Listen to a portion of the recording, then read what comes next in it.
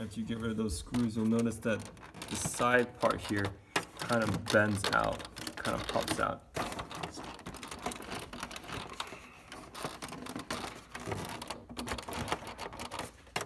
Okay, after you remove this front part this front part here, you take it off.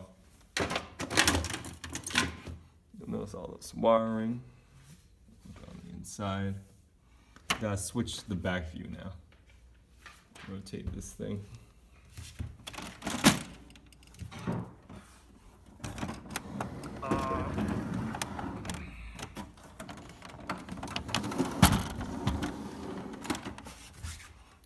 And we got the back view here. Now notice you push this down, put this down. Notice those. Next up on the list are these two screws here. Let me take them off. And now next two screws back to the front. We're back to the front of the feeder. Next two screws will be there and there. Yeah, now I've twisted it sideways. You can kind of prop this off. Gotta look a little bit in there. You don't want to break it. Look at the inside. Man, complicated piece of machine. Wish they made the paper jams easier to fix. Okay, this is the top fully disassembled. Not really fully disassembled. The paper jams usually right underneath this bar. You will have to get rid of the screwdriver right hidden way right down there. Another one right here. You can kind of break off the bar, but you can't really break it off because there's this metal piece right here with the wire attached to it. You can take off the paper, and the paper should be stuck right underneath this. The problem is going to be putting all this back together. First layer I'm going to put back is this outer piece here.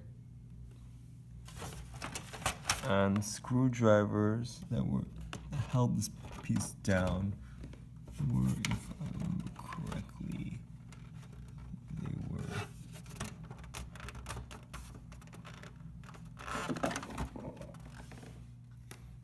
okay. So next up, I had to put back the screws right here and here.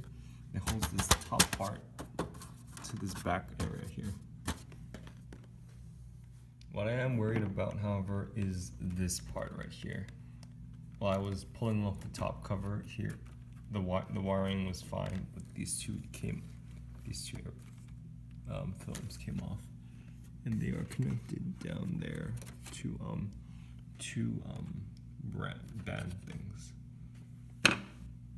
Not sure if I'll be able to put them back together, or whether it'll be needed. Probably will be needed for the scanner. Not sure about that. I've righted it up, and I've made sure the clips are on right. Put the wires back. Not sure what I'm going to do about those two bands. The two bands. These are less the bands that keep the thing, this top clip thing, from opening up completely. Okay, added the screws on the left and on the right. Let's see if it works.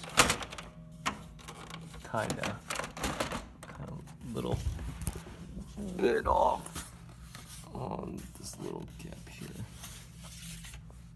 Might be because of the extra wires.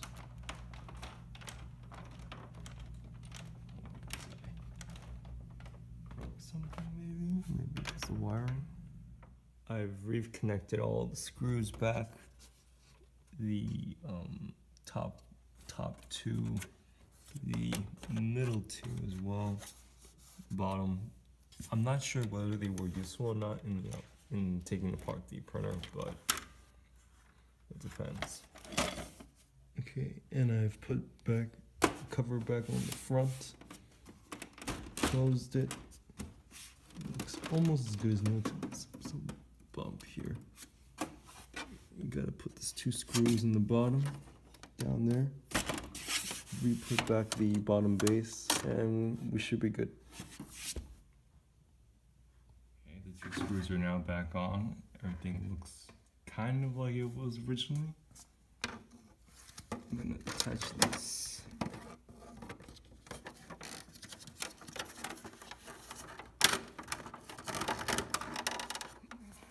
Excuse me. There you have it.